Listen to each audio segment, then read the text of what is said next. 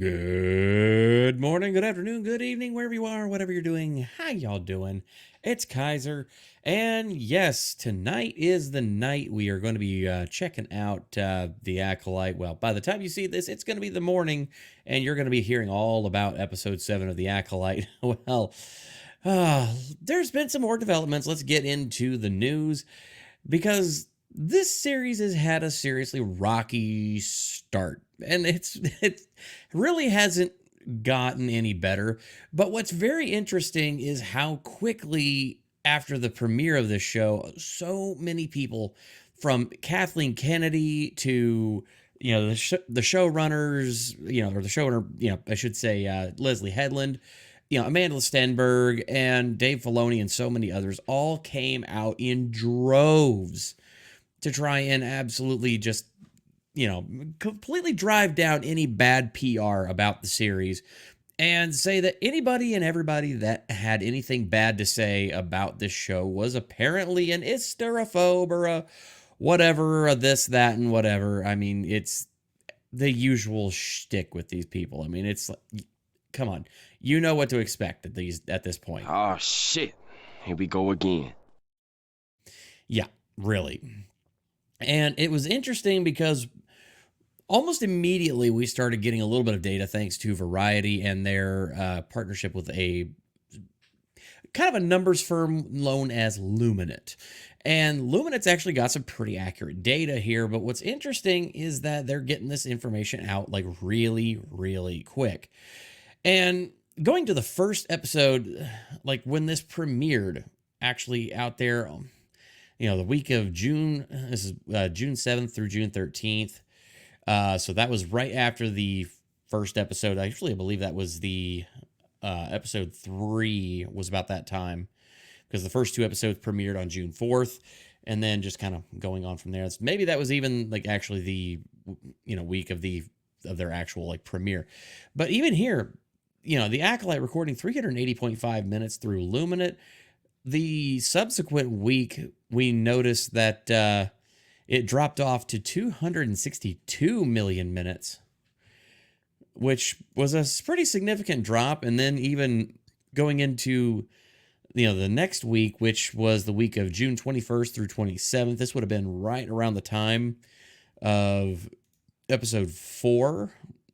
Yeah, dropped to 232.2 million minutes watched there. And then finally we get to last week's numbers. And, well, as you've probably noticed, The Acolyte has been at least on all of these, little charts here and everything like that. I mean, it's been getting pretty low in the rankings.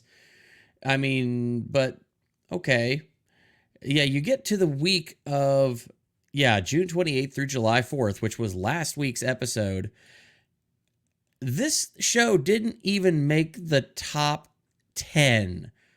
It has been low in the top 10 all this entire time. But yeah, after last week's episode 6, which, believe me, I've heard some rumors on that, on the tune-out times of that one, where Quimmer just decided to go ahead and get stark naked and let OSHA ogle his junk. Well, apparently that was enough to get people to just leave entirely, because this show didn't even track on the top 10 of that week. Woof.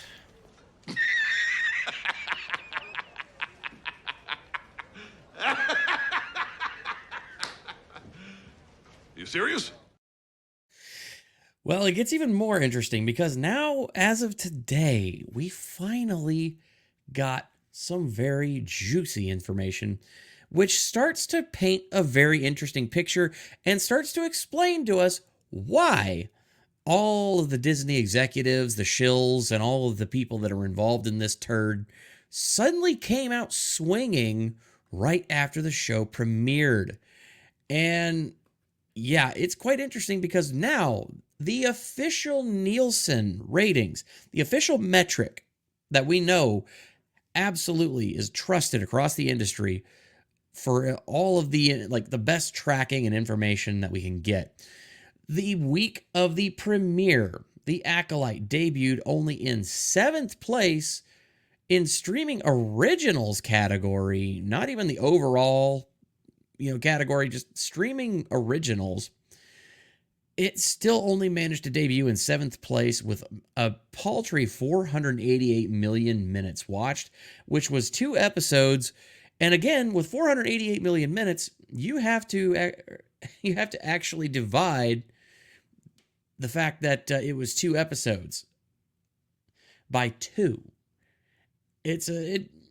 Yeah. So when you actually get down to it, the numbers are far less impressive than you think. And well, some folks have done some very great number crunching, and I wanted to just share this with you. This coming straight from Cosmic Book News, the Acolyte Nielsen Ratings Star Wars fan base plummets by 75%.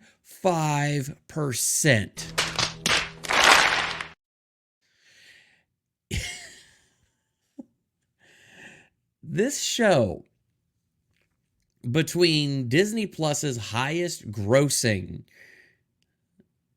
like their highest grossing TV series to this point, they've lost 75% of their audience. That is a staggering amount of loss there. But seriously, how do you ever return from that? How do you get back from it? I don't know. Again, I have said it before, and I'll say it again. The show, this entire franchise needs to be shelved, and they need to get back to basics. But hey, that's just me. Yeah. You've lost 75% of your fan base. I highly doubt you're going to get that back anytime soon. How does it feel to have lived long enough to see all of your favorite franchises go down in flames? Feels great. Yeah. So let's actually dig into this article here. So let's see here. The Acolyte Nielsen ratings are in, and as expected, they're not good, with the numbers being the second worst for Disney Star Wars. We already knew that the viewership was lower than Ahsoka, but it's also been learned the viewership was much lower than The Mandalorian by what looks like nearly 75%. It's lower than Obi-Wan Kenobi. It's even lower than Book of Boba Fett. The Acolyte only beats Andor in terms of viewership, and really not by that much. The Acolyte cost nearly double that of Ahsoka, 187 million versus 100 million, while the Nielsen ratings reveal that Ahsoka's viewership is nearly double that of the Acolyte. Yeah. Disney and Bob Iger definitely can't be happy with those numbers.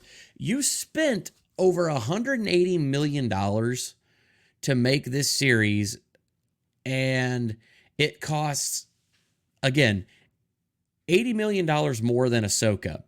Ahsoka did twice the viewership, and at the time, that was the second worst. Andor, which, don't get me wrong, I have heard Andor is good. I have not watched it yet, but I have heard from numerous people that Andor gets really good, and it actually, people enjoy it. It's going to be getting a second season. They're hoping that the second season will actually better its chances going forward. But again, I seriously feel like it was a series that didn't need to happen, and that's why people just really don't care about it. And it's on top of the fact that Star Wars has been really just damaged ever since The Last Jedi. And, well, this just continues to pile on more proof there. So, continuing on through the article here, Nielsen, the industry standard, released its streaming ratings for the week of June 3rd to June 9th. The Acolyte premiered the first 2 episodes on June 4th. According to Nielsen, the first 2 episodes of The Acolyte were watched for 488 million minutes, or if we take the average of the 2 episodes, that's 244 million minutes. So, yeah, comparing that to Ahsoka, so Ahsoka's actual watch minutes were, for its first 2 episodes, 829 million minutes at about 414.5 million minutes per episode. Yeah, compare that to Mandalorian Season 3's first episode in 2023 with 823 million minutes. Andor, yeah, still between its first 3 episodes with 624 and an average of 208 per episode. And yeah, it just continued to get worse from there. Unfortunately, we do not have the Nielsen numbers for Mandalorian season 1 back in 2019, but we do have a little bit of additional data there showing that, yeah, Mandalorian season 2, if you look at the actual viewership on the average, it's pretty high. And let's see here. So let's just go to the calculations. If we want to figure out the average viewings for each premiere, because of runtimes for episodes are different, we divide the Nielsen viewership numbers by the runtime. Mandalorian Season 3 premiere, 37 minutes total runtime, one episode, that's 22.24 million viewings. So skip ahead down to to Acolyte here. Yeah, 82 minutes between its first 2 episodes. That averages out to 5.95 million views. That is pathetically low compared to its predecessors. The data reveals that a majority of fans who watched The Mandalorian didn't tune in for The Acolyte or much of the other Star Wars shows. Nearly 75% were interested, as indicated by the significant 73.25 drop in viewership. That is absolutely destructive to this show right there. And I am pretty sure that we are going to see exactly the same thing happen with episode 7 and episode 8, as it's going to probably continue to fall off a cliff. Now, it might pick up a little bit on episode 8, being episode 8 is going to be the season finale for almost said a better Star Wars show, for The Acolyte. But yeah, it's going to be interesting to see how this pans out. But clearly, it's not going to get any better. It's really not going to do anything to stick that landing. And it's really, really going to hit hard that this show is a complete and total failure.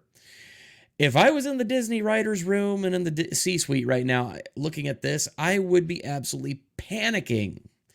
Because between this show sucking up $180 million and then, I mean, we're looking at the current situation with Marvel and the new Captain America 4, which allegedly that movie's budget is ballooning over $500 million, $400 to $500 million at this point, because of all the reshoots and all the additional stuff they've had to do.